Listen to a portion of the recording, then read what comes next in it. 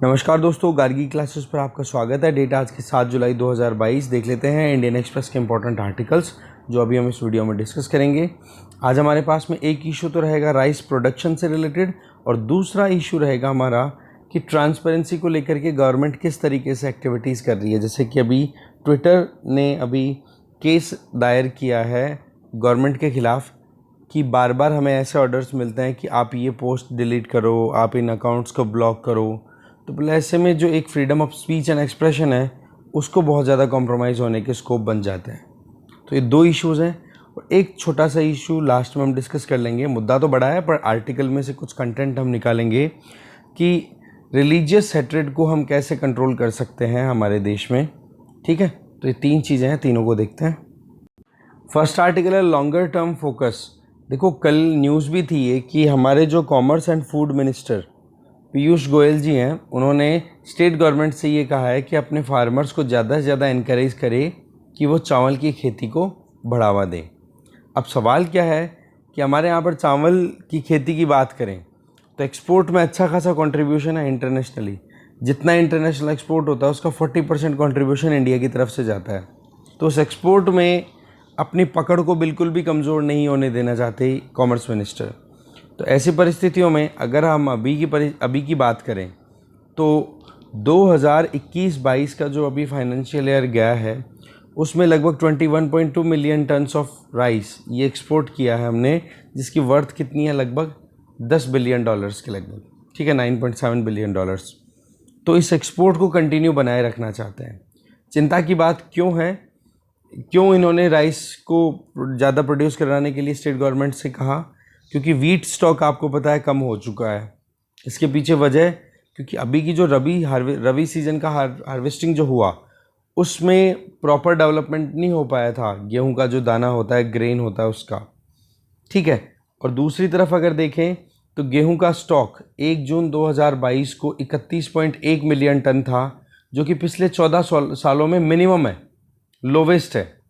ठीक है, तो ये जो चीज़ है ना, गेहूं की कमी, इसको कॉम्प्लीमेंट या फिर कह सकते हैं सप्लीमेंट करवाने की कोशिश कर रहे हैं राइस से। और राइस के स्टॉक की बात करें तो 49.7 मिलियन टन था, ओके, जो कि पिछले साल से हल्का सा ज़्यादा। तो ओवरऑल गेहूं का स्टॉक तो हो गया कम, और चावल के स्टॉक की बात करें तो वो पिछले साल से थोड़ा सा ज़्यादा है। इसलिए ऑप्शन ये निकाला कि क्यों ना फार्मर्स को ज़्यादा इनकरेज किया जाए कि भाई आप चावल की खेती और करो, जिससे कि हम हमारे यहाँ पर फूड सिक्योरिटी भी इंश्योर कर सकें और एक्सपोर्ट भी ज़्यादा से ज़्यादा हम कर पाएँ। अब इन चीज़ों को काउंटर कर रहे हैं एडिटर। इनका ये कहना है कि सारे जो कारण हैं, सारी जो बातें हैं, बोले इनसे इतर हमें साइड होकर के थोड़ा सा और समझने की ज़रूरत है कि चावल की अगर बात करें तो चावल और शुगर केन, गन्ना, ये दोनों इतना पानी खाने वाली फसलें हैं जो कि अगर किसानों को आप एनकरेज करोगे तो वो किसान जिन स्टेट्स में रहते हैं जहाँ पर रेनफॉल कम रिसीव होता है, ऑलरेडी ग्राउंड वाटर डिप्लीट हो चुका है, उन किसानों को पल्सेस की तरफ, oil seed, horticulture, fodder, high value crops की तरफ शिफ्ट करने की बजाय हम उनको दोबारा से ये कहें या फिर हम उनको राइस की तरफ पुश करें, तो उनके साथ में एक तरीके की धोखाधड़ी हुई कि नहीं, कि पहली चीज़ तो इनपुट के लिए उनको जो पानी चाहिए वो नहीं है, और दूसरी तरफ उनकी जो प्रोडक्टिविटी है वो भी इतनी अच्छी नहीं आएगी। तो फिर चावल से फ़ायदा फार्मर्स को इतना नहीं होने वाला है। ये चीज़ हम बार बार डिस्कस भी कर चुके हैं कि 1 किलोग्राम चावल एक्सपोर्ट करने का मतलब हो जाता है कि आपने कम से कम कितना, मतलब हज़ारों लीटर पानी जो है वो पानी एक्सपोर्ट कर दिया। और पानी, भाई पानी की शॉर्टेज है, हालत बहुत बुरी है। ठीक है, सिटीज़ के ये हाल हो रहे हैं कि पानी की कमी की वजह से वहाँ पर अब दूर दूर से डैम से ये पाइपलाइंस ये डाली जा रही हैं। तो ऐसे में इस चीज़ को समझने की ज़रूरत है। ओके, तो और दूसरी चीज़ कि जब हम इनटेक की बात करें, फूड इनटेक की, तो उसमें केवल चावल और गेहूं से ही काम नहीं चलने वाला है। हमें और एक इनटेक डाइवर्सिफिकेशन की तरफ बढ़ने की ज़रूरत है। जैसे हम बात करें प्रोटीन इनटेक की, तो दाल, दूध, अंडा और मांस, ये 4 ऐसी चीज़ें हैं जिससे कि प्रोटीन इनटेक बढ़ सकता है। तो इनकी प्रोडक्शन को राइज करवाओ। माइक्रो न्यूट्रिएंट्स की बात करें, कल हमने देखा था कि किस तरीके से आयरन, जिंक, इनकी रिक्वायरमेंट होती है, वो हम फुलफिल कर सकते हैं। फ्रूट्स एंड वेजिटेबल तो हॉर्टिकल्चर प्रमोट करो। कैलोरीज और हाई कार्बोहाइड्रेट से काम नहीं चलने वाला है। ज़रूरत किस चीज़ की है? हमें फूड डाइवर्सिफिकेशन की तरफ जाने की ज़रूरत है। हम ये नहीं कह सकते कि जी पेट भर के खाना खाओ। हमें ये कहना चाहिए कि खाना तो एडिक्वेट क्वांटिटी में होना ही चाहिए, बट वो बैलेंस डाइट होनी चाहिए। तो उसके लिए किसान जब प्रॉपरली प्रोडक्शन करेंगे तब जा कर के वो बैलेंस डाइट बन पाएगी हमारी थालियों में, राइट।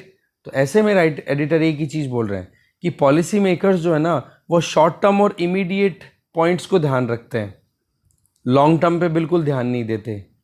जैसे अभी रिसेंट एकदम से जो वीट एक्सपोर्ट था उसको बैन करना पड़ा, तो पहले से ही आप प्लान करके चलो ना, क्यों एकदम से डिसरप्टिव एक्शंस लेते हो? क्रॉप डाइवर्सिफिकेशन को पहले से प्रमोट करो, फिर नहीं अचानक से आपको फिर बाद में एक्शन लेना पड़ेगा। क्योंकि फिर वही चीज़ है कि अगर आप छोटी बात सोचोगे तो फिर लॉन्ग टर्म कॉन्सिक्वेंसेस झेलने ही पड़ेंगे। जैसे कि diesel, petrol, aircraft fuel, iron और इन सब के ऊपर आपने टैरिफ को चेंज किया, सेस लगाते रहते हो, कभी गोल्ड पे इंपोर्ट ड्यूटी बढ़ाते रहते हो। तो बोले इन चीज़ों पे थोड़ा सा लॉन्ग टर्म के हिसाब से सोच के काम कर लिया जाए तो प्रॉब्लम कहाँ है? क्यों अचानक से आपको ये एक्शन लेने पड़ते हैं फिर? तो ऐसे में शॉर्ट टर्मिज्म को छोड़ करके लॉन्ग टर्म के बारे में सोचना चाहिए। पॉलिसी की क्रेडिबिलिटी तभी आती है जब सरकार कोई भी योजना बनाती है तो उसका असली रिजल्ट तब मिलता है जब लॉन्ग टर्म के बारे में, मीडियम टर्म और लॉन्ग टर्म के बारे में सोच के काम किया जाए। हमेशा लो हैंगिंग फ्रूट्स को तोड़ने से काम नहीं चलता है, ठीक है। तो ये एक पॉइंट निकल के यहाँ पे आता है, जो कि पीछे का हमारा जो डिस्कशन है फूड सिक्योरिटी वाला और एग्रीकल्चर वाला, उससे आप टच कर सकते हो। आगे चलते हैं। नेक्स्ट आर्टिकल है टेक डाउन ट्रांसपेरेंसी की। ट्रांसपेरेंसी को बहुत ज़्यादा रिड्यूस किया जा रहा है, पारदर्शिता को बहुत कम किया जा रहा है। अपार गुप्ता जी के द्वारा लिखा हुआ ये आर्टिकल है। देखो, दो इवेंट्स को यहाँ पर मेंशन कर रहे हैं। पहला इवेंट, डिजिटल इंडिया प्रोग्राम के 8 साल कंप्लीट हो गए, वो सेलिब्रेट किए जा रहे हैं ministry of electronics and information technology के द्वारा। दूसरी तरफ कर्नाटका हाई कोर्ट में एक केस जाता है, रिट पिटीशन जाती है ट्विटर के द्वारा कि जी हमें बार बार प्रेशराइज़ किया जाता है कि आप इस कंटेंट को डिलीट करो, इस अकाउंट को ब्लॉक करो, जो कि कहीं ना कहीं freedom of speech and expression के अगेंस्ट में है। तो दोनों इवेंट्स एक दूसरे के बिल्कुल कॉन्ट्राडिक्शन में है। हम एक तरफ डिजिटलाइज करना चाह रहे हैं देश को, तो वहाँ पर डिजिटल प्लेटफॉर्म्स को प्रमोट करने की बात हो रही है, और दूसरी तरफ वहीं पर ट्विटर, जो कि डिजिटल प्लेटफॉर्म पे ऑपरेट होने वाली silicon valley based company, silicon valley में मतलब कैलिफोर्निया की कंपनी हो गई है, राइट। तो वहाँ की आप देख सकते हो कंपनी हो गई यूएसए की, वो कर्नाटका हाई कोर्ट में जाकर के पिटीशन लगा रही है। अब सवाल ये आता है कि एक तरफ तो हम फाइनेंशियल और सोशल बेनिफिट्स की बात करते हैं और दूसरी तरफ हमारे सिविल और पॉलिटिकल राइट्स हैं। अब इन दोनों में एक बैलेंस बनने की ज़रूरत है, बट जिस तरीके से अभी देखा जाए तो फाइनेंशियल और सोशल बेनिफिट्स को ध्यान में रखते हुए जो एक्शंस गवर्नमेंट के द्वारा लिए जा रहे हैं, वहाँ पर सिविल और पॉलिटिकल राइट्स को बहुत हद तक कॉम्प्रोमाइज़ होते हुए हम देख सकते हैं। जैसे कि बात की जाए, इंफॉर्मेशन टेक्नोलॉजी एक्ट 2000 अवेलेबल है, उसमें एक सेक्शन था 66A और एक सेक्शन है 69A।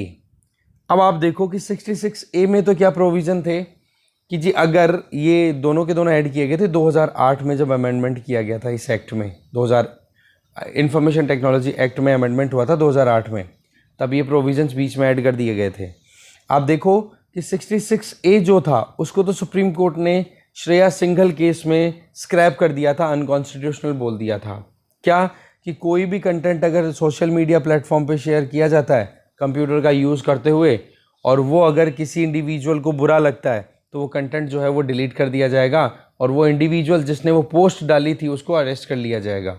इस तरीके के सिस्टम थे, मतलब बहुत ही ज़्यादा कहते हैं ना रेडिकल प्रोविज़न थे इस सेक्शन के।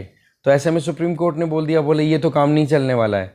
कोई अगर अपनी freedom of speech and expression को एक्सरसाइज ही नहीं करेगा तो फिर हम डेमोक्रेटिक कंट्री में रह रहे हैं, हम कैसे कह पाएंगे ये बात।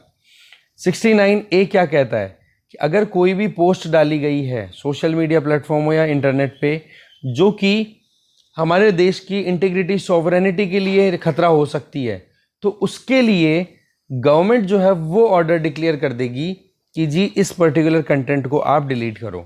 तो ऐसे में सेक्शन 69A को तो अपहेल्ड कर दिया था, किसने? सुप्रीम कोर्ट ने, और सेक्शन 66A को स्क्रैप कर दिया था।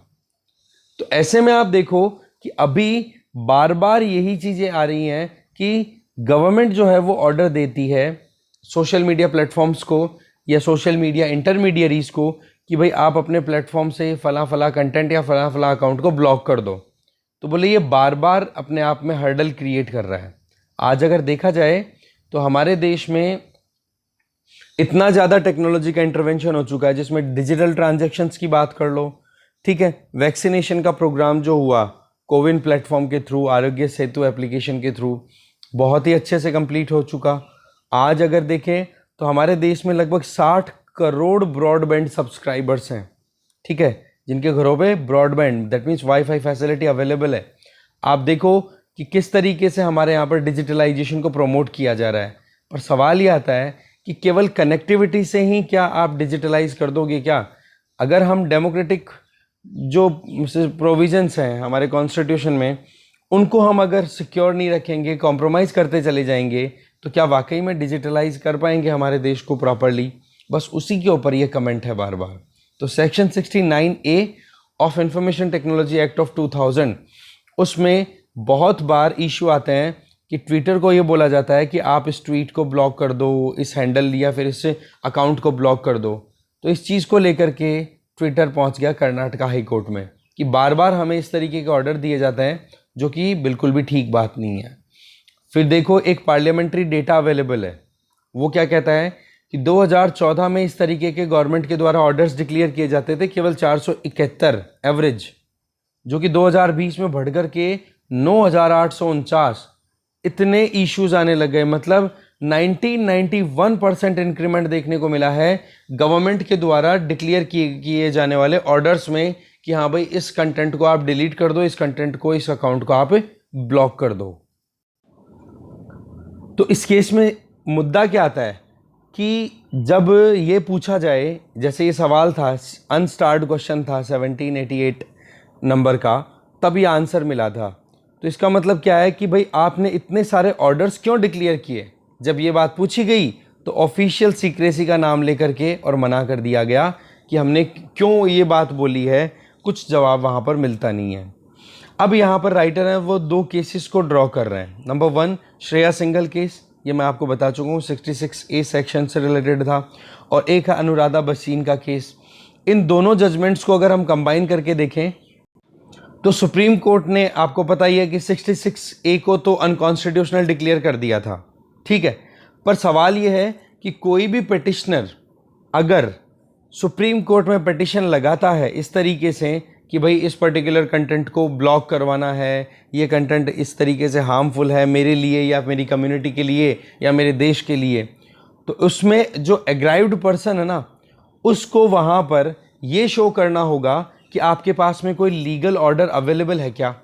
दैट मीन्स कि आपके पास में गवर्नमेंट के द्वारा डिक्लेयर किए हुए कोई लॉज अवेलेबल है या कोई रेगुलेशन अवेलेबल है, उसका आप सपोर्ट लो और फिर बाद में आप पिटीशन लगा सकते हो।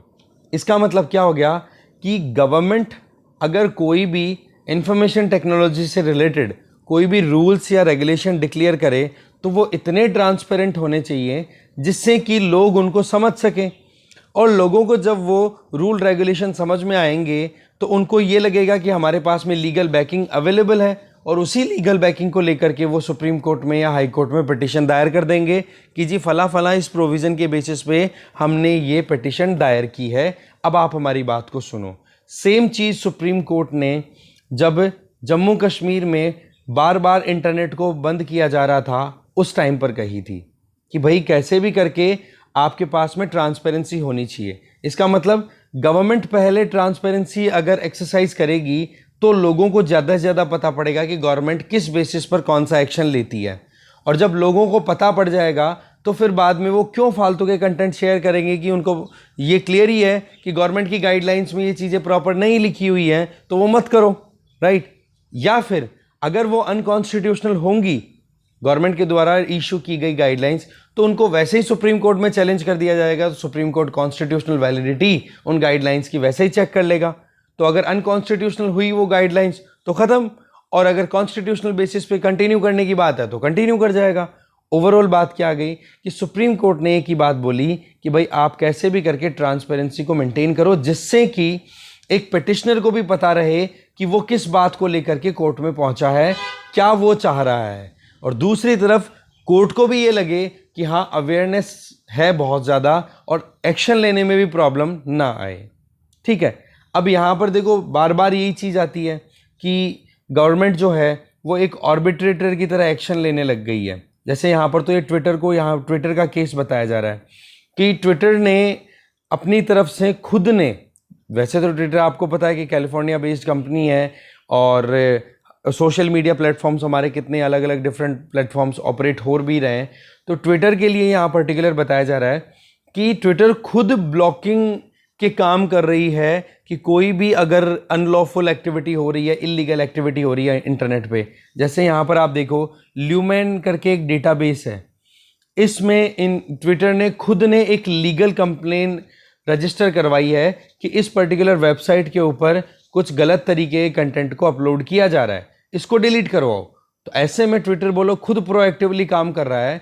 तो इस केस में एक कंपनी जो इंडिया में ऑपरेट कर रही है, जो कि ट्रांसपेरेंट मैनर में काम करने की कोशिश करे, तो उस केस में उसको एनकरेजमेंट मिलना चाहिए, ना कि उसको रोका जाए। ठीक है, इसके अलावा देखा जाए तो हमारे देश में आज हम बात करें कि कोविड-19 आउटब्रेक हुआ था, उस टाइम पर कितनी पोस्ट डाली गई थी ट्विटर पे। इसके अलावा जो फार्मर्स का प्रोटेस्ट हुआ था उस टाइम पर भी ट्विटर पे कई ट्वीट्स डाले गए थे। तो उनको स्टॉक डाउन करने के लिए या उनको हटाने के लिए बहुत से ऑर्डर्स डिक्लेयर किए थे। उस टाइम पर भी मुद्दा बहुत ज़्यादा हाईलाइट हुआ था कि भाई freedom of speech and expression एक तरफ है और दूसरी तरफ नेशनल सिक्योरिटी का नाम लेकर के गवर्नमेंट के द्वारा ऑर्डर्स डिक्लेयर किए जाते हैं। तो ऐसे में एक बैलेंस बनाने की ज़रूरत है भाई, कुल मिला के बात ही आ रही है। और वो बैलेंस कब बनेगा? जब आप ट्रांसपेरेंट मैनर में ऑपरेशन करोगे और ज़्यादा से ज़्यादा सिटीजन्स को अवेयरनेस हो, क्योंकि 60 करोड़ के लगभग अगर ब्रॉडबैंड कनेक्शन है तो उस केस में आप समझ सकते हो कि इंटरनेट पेनिट्रेशन हमारे देश में किस हद तक बढ़ चुका है। इसके आगे कि जब कभी भी किसी भी ट्वीट को अगर डिलीट कराया जाता है, किसी के ट्विटर अकाउंट को या फिर किसी भी सोशल मीडिया प्लेटफॉर्म पर एक यूज़र के अकाउंट को बैन किया जाता है, तो उसके पहले कोई कारण बताओ नोटिस दिया ही नहीं जाता, शो कॉज नोटिस दिया ही नहीं जाता कि भाई आपने ये पोस्ट डाली, आप ये बताओ आपने क्यों किया क्या नहीं किया। सीधा उसके कंटेंट को या तो ब्लॉक कर देते हैं या उसके अकाउंट को डिलीट कर देते हैं यूज़र को। एक एग्जांपल यहाँ पर तनुल ठाकुर, ये जर्नलिस्ट हैं, इन्होंने हमारी सोसाइटी में एक बड़ी बुरी बात अभी तक भी चल रही है, जिसके लिए पिछले 100-200 सालों से आवाज़ें उठती आई हैं कि डाउरी सिस्टम हमारे यहाँ पर बैन होना चाहिए। ठीक है, अब सोशल लेवल है सोशल डाउरी, अब इसके ऊपर उन्होंने अपनी तरफ से एक सटायर लिख दिया। सटायर का मतलब हो गया एक कमेंट डाल दिया, तंज मार दिया उस बात को, मतलब पता पड़ा तो मतलब बिना उनको नोटिस दिए कि हाँ भाई आपने ये कमेंट क्यों डाला क्या नहीं, सीधा उस बात को डिलीट कर दिया। ठीक है, फिर आप देखो कि वो दिल्ली हाई कोर्ट में पहुंचते हैं तो मेहती ने क्या बोल दिया कि भाई हमने हमारी तरफ से ऑर्डर दे दिए थे इनको और लॉयर को, और मेहती मतलब ministry of electronics and information technology, तो बोला हमने बस ऑर्डर दे दिए। भाई ऑर्डर देने से क्या होगा, आप कारण भी तो पूछो कि आपने ऐसा क्यों किया, जिससे कि वो जस्टिफाई कर सके। अगर उनका कारण गलत है तो उनको पनिश किया जाए, और अगर उनका कारण बिल्कुल लॉजिकल है तो उस केस में फिर उनका अकाउंट और वो जो पोस्ट है वो डिलीट होने का कोई मतलब बनता नहीं है। तो ऐसे में बोले कई बार अच्छी बातों के लिए भी कोई पोस्ट अगर डाली जाती है तो बोलो उनको भी इस तरीके से ट्रीट किया जाता है, जो कि ठीक बात नहीं होती है। इसके आगे देखा जाए तो सुशांत सिंह, उनका भी केस आ रहा है यहाँ पर कि वो बॉम्बे हाई कोर्ट में गए कि उन्होंने कुछ कमेंट लिखा, तो उनकी जो कंटेंट थी उसको डिलीट करवाने के ये ऑर्डर कर दिए गए थे। ठीक है, तो फिर बाद में पता पड़ा कि उनको फिर बाद में ब्लॉकिंग ऑर्डर को कहते ना कि मतलब विड्रॉ करना पड़ा था ना। तो ओवरऑल अगर देखें तो यहाँ पर जो गवर्नमेंट के एक्शंस है ना, वो कॉन्फिडेंशियलिटी के नाम पर सीक्रेट रखे जा रहे हैं।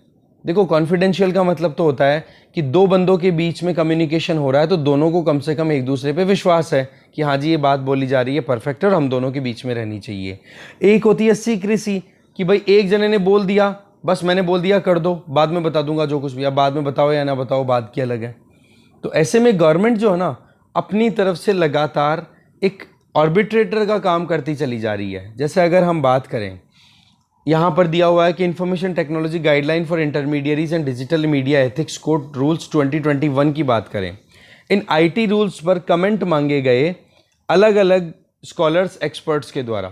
तो उन कमेंट्स में बहुत सारी कमियां हाईलाइट की गई थी इन रूल्स की, पर उन कमियों पर तो ध्यान दिया नहीं है गवर्नमेंट ने, बजाय इसके प्रिवेसी को और इनको इंजर करने का और काम कर दिया। मतलब ज़्यादा प्रिवेसी को नुकसान पहुंचाने वाली बातें कर दी। कैसे कि अभी आपको पता, हमने न्यूज़ डिस्कस की थी प्रीवियस वीडियोस में कि एक ग्रीवांस एपेलेट कमेटी कॉन्स्टिट्यूट करने की बात की जा रही है, और ये कमेटी कॉन्स्टिट्यूट की जाएगी गवर्नमेंट के द्वारा ही। ठीक है, इसमें क्या होगा कि किसी इंडिविजुअल को सोशल मीडिया प्लेटफॉर्म पर पोस्टेड किसी कंटेंट से अगर प्रॉब्लम है, तो वो इंडिविजुअल जो है वो उस सोशल मीडिया प्लेटफॉर्म पर अवेलेबल ग्रीवांस ऑफिसर को अपनी तरफ से अपनी प्रॉब्लम बता देगा कि भाई इस पोस्ट से मुझे प्रॉब्लम है, इस प्रॉब्लम को आप सॉर्ट आउट करो। अब ग्रीवांस ऑफिसर, उस सोशल मीडिया प्लेटफॉर्म का जो ग्रीवांस ऑफिसर है, वो अगर एक्शन लेता है, उस एक्शन से या तो ये जो कंप्लेन करने वाला बंदा है वो खुश हो जाएगा कि चलो बढ़िया, मेरी कही हुई बात मान ली। अब अगर मान लो ग्रीवांस रिड्रेसल ऑफिसर की बात से वो खुश नहीं है, तो वो क्या करेगा, इसके खिलाफ में अपील कर देगा। कहां पर? इस ग्रीवांस एपेलेट कमेटी के सामने। अब ये ग्रीवांस एपेलेट कमेटी में कौन है जी? कोई भी इंडिपेंडेंट इंडिविजुअल नहीं है, यहां पर सेंट्रल गवर्नमेंट के द्वारा अपॉइंटेड इंडिविजुअल्स होंगे। इसका मतलब कि गवर्नमेंट जो चाहेगी वो ही फिर अल्टीमेटली एक्शन लिए जाएंगे ग्रीवांस एपेलेट कमेटी के द्वारा। तो बोले यहां पर जुडिशियल अपॉइंटमेंट्स अगर प्रॉपर हो जाती, जो कि इंडिपेंडेंटली काम कर पाते, तो वो ज़्यादा इफेक्टिव हो सकता था, बजाय कि एक एग्जीक्यूटिव्स के द्वारा कॉन्स्टिट्यूटेड बॉडी और उसमें एग्जीक्यूटिव इंडिविजुअल्स ही वहां पर अपॉइंटेड हो। ठीक है, तो बोलो गवर्नमेंट यहां पर कहीं ना कहीं एक आर्बिट्रेटर की तरह काम करने लग जाती है, बजाय कि यहां पर एक रेगुलेटर की तरह काम करने की जरूरत है। फिर एक तो कंसर्न ये हो गया। एक और कंसर्न क्या हाईलाइट किया जा रहा है कि सेक्शन 69A, जिसमें इंफॉर्मेशन टेक्नोलॉजी एक्ट में क्या है कि हमारे देश की सॉवरेनिटी इंटीग्रिटी को कॉम्प्रोमाइज करने के लिए अगर कोई भी पोस्ट डालते हैं तो उसको हम रोकेंगे। और दूसरा आर्टिकल 19 क्लॉज 2, जिसमें रीजनेबल रेस्ट्रिक्शंस डाली हुई है freedom of speech and expression पे। बोले इन दोनों को यूज करते हुए बार बार एग्जीक्यूटिव इस तरीके के ऑर्डर्स डाल सकते हैं कि जी ये पोस्ट डिलीट करो, ये अकाउंट ब्लॉक करो। तो बोले ये चीज़ें तो फिर बाद में डेमोक्रेटिक एथोस को कहीं ना कहीं मुश्किलों में डाल देगी। तो हम जो चाहते हैं ना कि वाकई में हमारे देश में ग्रोथ हो, freedom of speech and expression की, हम चाहते हैं कि डिजिटल इंडिया प्रोमोट हो, हम चाहते हैं कि G7 कंट्रीज़ की अभी रिसेंट मीटिंग हुई है जिसमें हमारी तरफ से स्टेटमेंट दिए थे कि हम freedom of speech and expression, democratic values और इंटरनेट की फ्रीडम को इनको एक्सरसाइज करेंगे। बोलो वो चीज़ें फिर झूठी साबित हो जाएगी नहीं तो। ठीक है, तो ये अपने आप में कंसर्न रेज किए हैं। ट्विटर ने जो केस रजिस्टर कराया है, पिटिशन डाली है कर्नाटका हाई कोर्ट में, और साथ में गवर्नमेंट के अलग अलग जो कदम उठाए गए हैं उनको हमने एनालाइज किया। ठीक है, अब इसमें नेगेटिव पॉइंट्स ज़्यादा थे, आप पॉजिटिव पॉइंट्स भी कलेक्ट कर लेना और कमेंट बॉक्स में बता सको तो बताना इसी कंटेंट को लेकर के कि गवर्नमेंट ट्रांसपेरेंसी को प्रमोट करने के लिए क्या क्या कर रही है। आपके पास में कम से कम 5 पॉइंट होने चाहिए इसके कि ट्रांसपेरेंसी प्रमोट करने के लिए ये कर रही है, और 5 पॉइंट ऐसे हो जाने चाहिए जिनको आप सम अप करके छोटे छोटे लाइंस में लिख सको कि हाँ जी ये गवर्नमेंट के कदम है जिसकी वजह से ट्रांसपेरेंसी कॉम्प्रोमाइज हो रही है according to the experts. Right, आगे चलते हैं। नेक्स्ट आर्टिकल है the response to blasphemy. Blasphemy का मतलब होता है अगर रिलीजियस मतलब जो बिलीफ सिस्टम है, धार्मिक व्यवस्था है, उसके खिलाफ में अगर कोई बोलता है तो इसका मतलब धर्म का उपहास किया जा रहा है, बेइज्जती की जा रही है, उसको ब्लास्फेमी बोल दिया जाता है। तो अभी आप देखते हो उदयपुर में क्या हुआ था। ठीक है, ये आप देख सकते हो सफ़ई किदवई के द्वारा लिखा हुआ ये आर्टिकल है। ठीक है, इनका ये कहना है कि उदयपुर में जो इंसिडेंट हुआ वो बहुत ही गलत था। इस तरीके के इंसिडेंट्स को हमें अवॉइड करना चाहिए। इसके लिए हमारे पास में ऑलरेडी मुस्लिम लीडर्स के द्वारा दी हुई अलग अलग टीचिंग्स अवेलेबल है, जिसमें एक तो सर सैयद अहमद खां हैं और एक है मौलाना अबुल कलाम आज़ाद। बोले इन दोनों ने बहुत कुछ कहा, जहाँ पर एक चीज़ तो बड़ी क्लियर है कि एक तो कुरान में कहीं पर भी ऐसी बात नहीं लिखी हुई है कि कुरान में जो बात लिखी हुई और उससे फेवर करती हुई कोई बात अगर ना बोले इस्लाम के लिए, इसका मतलब आप उसको पनिश कर दो, ऐसा कुरान में कहीं पे लिखा हुआ नहीं है। ठीक है, बस ये तो जो एक एक्सट्रीमिज़म की पॉइंट बनती चली जाती है, उसके चलते बोले इस तरीके के एक्शन ले लिए जाते हैं। मतलब ये है कि अगर ब्लास्फेमी का इशू आए तो कुरान में कहीं पर भी ऐसा नहीं लिखा हुआ है कि आप ब्लास्फेमी मतलब जो धर्म की बेइज्जती करे या फिर कोई कमेंट करे उस पर जो कि आपको लगता है कि मेरे धर्म की बेइज्जती है तो आप उसको पनिश करो, ऐसा कहीं पर भी इस्लाम की टीचिंग्स में नहीं लिखा हुआ है। ठीक है। इसके अलावा 1861 में बोले एक बुक लिखी गई थी विलियम मुइर के द्वारा। ठीक है, सिविल सर्वेंट थे और ये ओरिएंटलिस्ट थे। ओरिएंटलिस्ट कौन थे? एक तो एंग्लिसिस्ट थे, एक ओरिएंटलिस्ट। एंग्लिसिस्ट का मतलब हो गया जो इंग्लिश लैंग्वेज को प्रमोट कर रहे थे। ओरिएंटलिस्ट कौन थे? जो कि इंडियन कल्चर, इंडियन सिस्टम को ही प्रमोट करके और इंडिया में रूल करना चाहते थे। दोनों इंग्लिश ही थे, दोनों ब्रिटिश ही, पर वही सोचते थे ओरिएंटलिस्ट कि भाई इंडियन सिस्टम जो है, चाहे इस्लामिक हो चाहे हिंदू सिस्टम हो, उसी के बेसिस पे हम यहाँ पे रूल कंटिन्यू करेंगे। जबकि एंग्लिसिस्ट क्या थे? जैसे लॉर्ड मैकोले मिनट्स आपने पढ़े होंगे एजुकेशन में, जो रिफॉर्म्स इंट्रोड्यूस करने की बात की थी ब्रिटिश ने, तो उसमें वो एंग्लिसिस्ट था। तो उसने क्या कहा कि जी हमारे एजुकेशन जो है इंग्लिश में देंगे, बस इंडियंस को ऐसे बनाएंगे कि दिखने में तो भूरे भूरे हैं, ब्राउन स्किन के होंगे, बाकी अंदर से उनको हम ब्रिटिश बना देंगे सोचने में, जिससे कि हमें काम करने में जोर नहीं आएगा। ठीक है। तो ओरिएंटलिस्ट थे विलियम मूर, तो उन्होंने एक बुक लिखी थी the life of the Mohammad and the history of Islam to the era of the Hegira. अब इस केस को इस मुद्दे को लेकर के बहुत ज़्यादा डिबेट हुए थे, बहुत ज़्यादा डिस्कशंस हुए थे। तो ऐसे में सर सैयद अहमद खान ने अपनी तरफ से इस बुक को काउंटर करते हुए एक बुक ही पब्लिश की थी। आप देखो कि यहाँ पर उनकी बुक को जलाना, उनकी बुक के ऊपर कुछ मतलब उनके अगेंस्ट में कोई एक्शन लेना, ये नहीं किया गया था। इसकी बजाय सर सैयद अहमद खान ने क्या बोला कि किताब के जवाब में किताब है, किताब जलानी नहीं है। इसी तरीके से आगे एक और इंसिडेंट आता है कि एक पारसी बुक पब्लिश होती है। ठीक है, पारसी मतलब जो राष्ट्रीयन रिलीजन से जो एसोसिएटेड है, तो उन्होंने एक बुक पब्लिश की और आप देखो वो लैंग्वेज भी पर्शियन में ही थी उसकी। उसमें यह था कि प्रॉफिट मोहम्मद के ऊपर कुछ ऐसे रिमार्क्स कर दिए थे जो कि कहीं ना कहीं उनकी बेइज्जती को इंडिकेट करता था। 1873 का केस था। तो उस केस में एक एडिटोरियल के थ्रू सर सैयद अहमद खान ने अपना जवाब दिया, और एडिटोरियल किस न्यूज़पेपर में दिया? द अलीगढ़ इंस्टीट्यूट गैजेट में। तब उन्होंने कहा कि हमारे देश में कम्युनलिज्म क्यों बढ़ रहा है, क्यों हमारे देश में धर्म के नाम पर इतनी लड़ाइयाँ बढ़ रही है। इसके पीछे कारण है कि हमारे देश में म्यूचुअल रिस्पेक्ट नहीं है एक दूसरे के धर्म के लिए।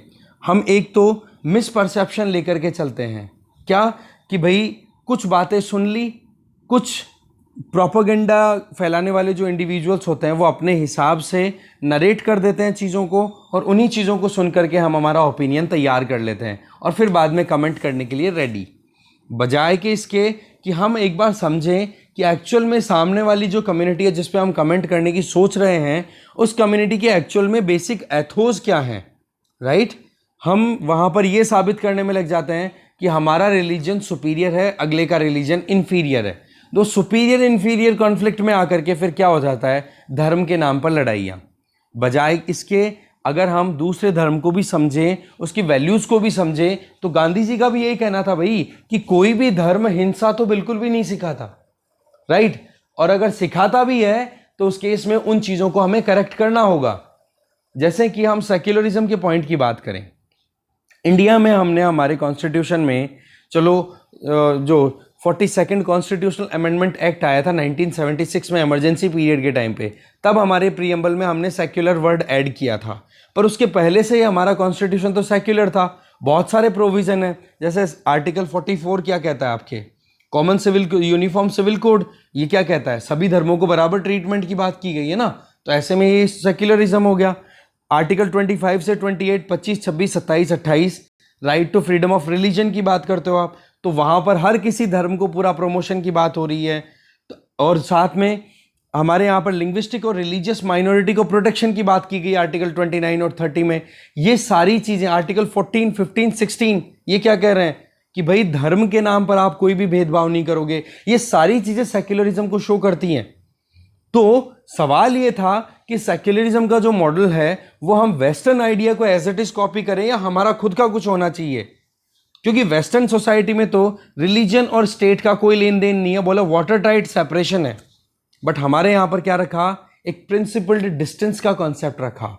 क्या? कि धर्म जो है वो अपने प्राइवेट डोमेन में ऑपरेट करे, कोई प्रॉब्लम नहीं है, और स्टेट वहां पर इंटरवेंशन केवल एक ही केस में करेगा, वो केस होगा कि कोई भी धर्म अपनी लिमिट क्रॉस कर जाएगा। तो जब हमारे कॉन्स्टिट्यूशन में सेक्युलरिज्म की वैल्यूज ऑलरेडी डाली हुई है, म्यूचुअल रिस्पेक्ट की हम बात करते हैं, एक मल्टी रिलीजियस सोसाइटी होने के बावजूद इस तरीके के जब इंसिडेंट आते हैं ना, जब एक दूसरे के धर्म के ऊपर हम कमेंट करते हैं और धर्म के अलावा कुछ बचता नहीं है, तो वो चीज़ें कहीं ना कहीं प्रॉब्लम क्रिएट कर देती हैं। और ये कहीं ना कहीं पॉलिटिक्स की वजह से ही ज़्यादा होता है, बहुत ही गंदी पॉलिटिक्स जो खेली जाती है।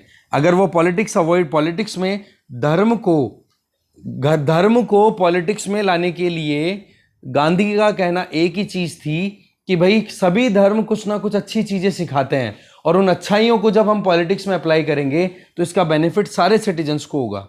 इसलिए गांधी जी ने सेक्युलरिज्म के लिए इस तरीके का, गांधी जी का जो आइडिया था वो ये था कि भाई हम राजनीति को धर्म से दूर नहीं कर सकते, क्योंकि धर्म बहुत कुछ अच्छी चीज़ें सिखाता है, और वो अच्छी चीज़ें जब सभी धर्मों की सीख करके हम अप्लाई करेंगे तो एक अच्छा देश अपने आप बन जाएगा। पर वही चीज़ अच्छाइयों के साथ बुराई भी आती है, फिर वो बाद में एक दूसरे की लेग पुलिंग। क्यों? मिसकॉन्सेप्शंस हैं, मिसपरसेप्शंस हैं, हम प्री कंडीशंस लेकर के चलते हैं कि ऐसा हुआ होगा, और फिर उल्टे सीधे कमेंट शुरू, और फिर बाद में क्या हो जाता है, टॉलरेंस खत्म, इनटॉलरेंट हो जाते हैं, और फिर वायलेंस आउटब्रेक हो जाता है, जो कि फिर बाद में हमारे कंट्री को इनस्टेबल कर देता है। इंटरनेशनल कम्युनिटी के सामने कहीं ना कहीं हमें प्रॉब्लम का सामना भी करना पड़ता है। ठीक है, तो इश्यूज को सेटल करने के तरीके जो है ना वो बड़े ठीक ठाक हैं, और ठीक ठाक का तरीका ये है कि मौलाना अबुल कलाम आज़ाद जी ने भी अपनी तरफ से एक ही चीज़ कही थी कि कानून के तहत रहकर ही काम किए जाएं। दूसरी तरफ सर सैयद अहमद खान ने भी यही बात कही थी कि कानून के अंतर्गत ही हम ब्लास्फेमी के इश्यूज़ को हैंडल करवाएं तो ठीक रहेगा, कि हमारे कॉन्स्टिट्यूशन में क्या प्रोविज़न किए हुए हैं। वो बात अलग है कि सर सैयद अहमद खान पहले बहुत ज़्यादा मॉडरेट थे, फिर वो भी एक्सट्रीमिस्ट हो गए थे, कारण कि मुस्लिम्स की जो डिमांड थी उनको फुलफिल करवाने के चक्कर में ये भी कहीं ना कहीं रिलीजियस लाइंस पे आगे बढ़ चुके थे। बट हमारे जो first education minister Maulana Abul Kalam Azad, उन्होंने तो कंटिन्यू किया था 1958 तक, गवर्नमेंट बनने के बाद में 19 जब हम इंडिपेंडेंट हुए। तो ऐसे में इनकी टीचिंग्स को हमें अंडरस्टैंड करना चाहिए कि कैसे हम रिलीजियस हेट्रेड को हम हैंडल कर सकते हैं हमारे देश में, क्योंकि मल्टी रिलीजियस सोसाइटी इंडिया है, ये सच है, ये कभी इग्नोर नहीं हो सकता। ओके, तो डिस्कशन यहीं ख़त्म है। Thank you very much.